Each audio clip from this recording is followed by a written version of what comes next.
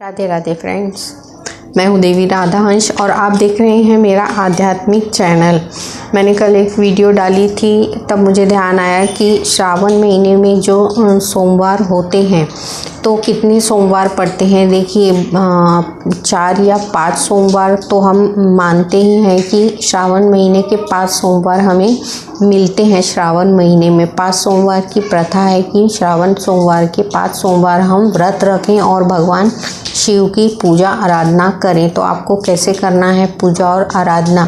देखिए, भगवान शिव को सबसे ज़्यादा प्रिय बेलपत्र है और इसके अलावा हम कच्चे दूध से शिवलिंग का जो स्नान है वो करा सकते हैं। शिवलिंग पे हम जल अर्पण करते हैं रोज़। जैसे आप शिवालय जा रहे हैं या मंदिर में जाके भगवान शिव के शिवलिंग पर दूध अर्पित कर रहे हैं तो उसमें मिश्री डाल के आप क्या करिए, पूरे 5 सोमवार तक उसमें मिश्री डाल के भगवान शिव का जो अभिषेक है वो करिए। उसके अलावा आप दूध में कच्चा दूध जो है उसमें गंगा जल मिलाइए और उसे अपने जो 1 लोटे जल में मिक्स कर लेंगे। उसमें थोड़ी सी शक्कर या फिर थोड़ा सा गुड़ डालिए। इससे पितृदोषों का नाश होता है। जैसे पितृदोष किसी को चल रहे हैं या पितरों की परेशानी है तो शिव जी को यदि आप गंगा जल से स्नान करा रहे हैं गुड़ डाल के, जैसे 1 लोटे में आपने जल ले लिया अपने घर का, उसमें आप गंगा जल डाल दीजिए, उसमें गुड़ डाल दीजिए और थोड़ा सा कच्चा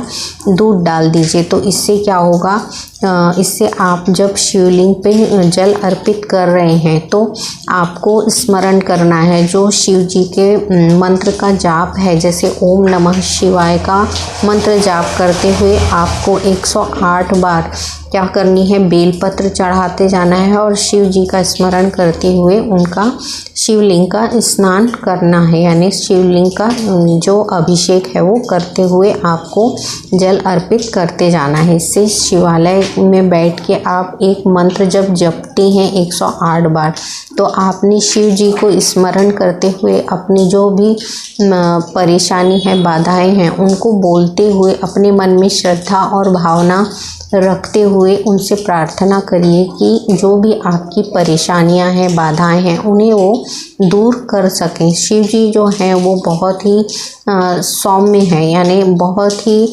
कहते हैं भावुक होते हैं। जब अपने भक्त की जो भक्ति देखते हैं कि हमारा भक्त परेशान है, क्योंकि मैं जब भी परेशान होती हूँ या संकट में होती हूँ तो मैं शिव जी और माता पार्वती के सामने बैठ के अपने मन की सारी वो व्यथाएं कहती हूँ जो मुझे परेशान करती हैं या जिनसे मुझे दिक्कत होती है। तो देखिए, मेरे साथ तो ये होता है कि वो सारी दिक्कत और परेशानियाँ दूर होना शुरू होती हैं। तो आपको यही करना है कि शिवलिंग पर जब जल अर्पण कर रहे हैं तो भगवान शिव से सच्चे दिल से दर्शन करते हुए, उनका अंतर्ध्यान करते हुए उनसे विनती करेंगे, तब हमारी जो प्रार्थनाएं हैं वो सुनते हैं और समझते हैं। भगवान शिव जो हैं वो एक ऐसे देवता हैं जो किसी भी भक्त को ठुकराते नहीं हैं, उनकी भावनाओं को समझते हैं, उनकी व्यथाओं को समझते हैं।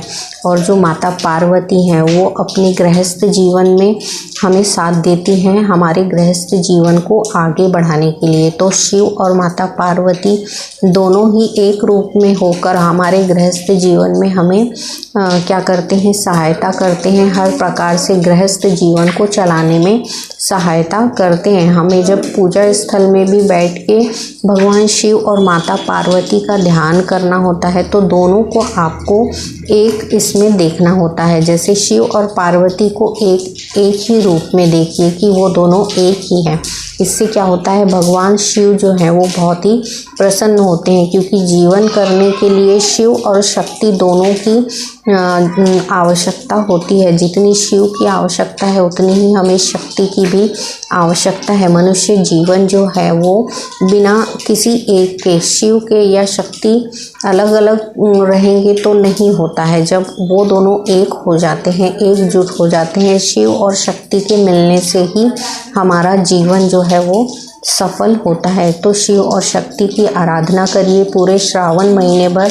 माता पार्वती और भगवान शिव को अर्पित करिए। जैसे आपके पास बेलपत्र है तो बेलपत्र अर्पित करिए उनके लिए। और भी जितनी चीज़ें हैं, जैसे उन्हें भस्म पसंद है, शिव जी को भस्म चढ़ाई जाती है।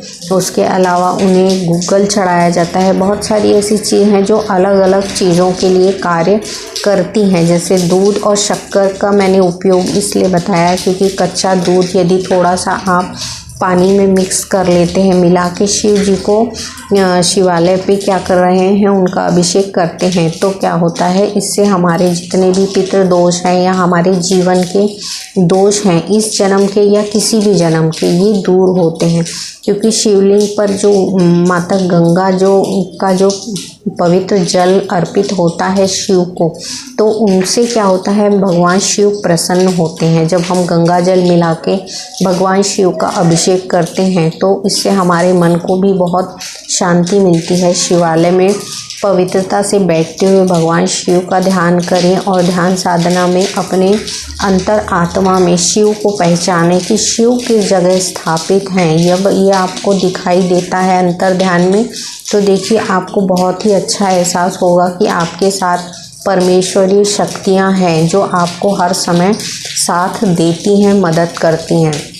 तो आप पूरे सोमवार में आप शिव जी का ध्यान करते हुए उन्हें क्या करिए, अपना गुरु मानते हुए उनसे कुछ प्राप्त करने की इच्छा को व्यक्त करिए। देखिए वो आपके सहायक बनते हैं और आपका मार्गदर्शन करना शुरू करते हैं। शिव और शक्ति एक ही हैं। इनकी प्रार्थना से हमारा जीवन सफल होता है और इनके सहयोग से ही हमारे गृहस्थ जीवन में मदद मिलती है। जब हम इनसे प्रार्थना के द्वारा अपनी भावनाओं को रखते हैं और समझाते हैं इन्हें अपने जीवन के विषय में कि हम किन चीज़ों से परेशान हैं, तो देखिए इन चीज़ों से हमें परेशानियों से मुक्ति मिलना शुरू होती है। तो मेरे साथ जो होता है कि मैं सच्चे दिल से दर्शन करती हूँ भगवान शिव और माता पार्वती के, तो हमारे दुख और संकट दूर होते हैं। मेरा अपना एक्सपीरियंस है ये। आप अपना एक्सपीरियंस शेयर करिए कि आपको क्या फील होता है अंतरात्मा में भगवान शिव और माता पार्वती के दर्शन करने पर।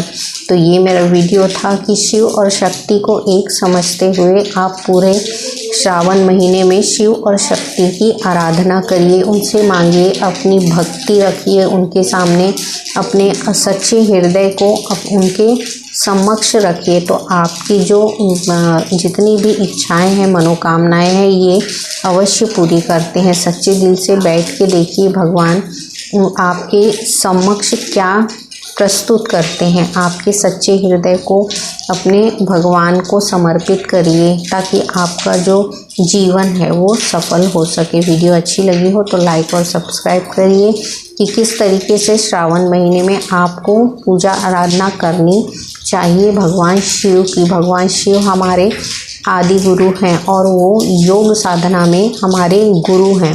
तो हमें अपने गुरु के समक्ष बैठकर अपनी योग साधना को साकार करना चाहिए। तो हमारे अंतर ध्यान में भगवान शिव के दर्शन हमें अवश्य होंगे। तो अगले वीडियो में मैं फिर मिलूँगी, तब तक के लिए राधे राधे।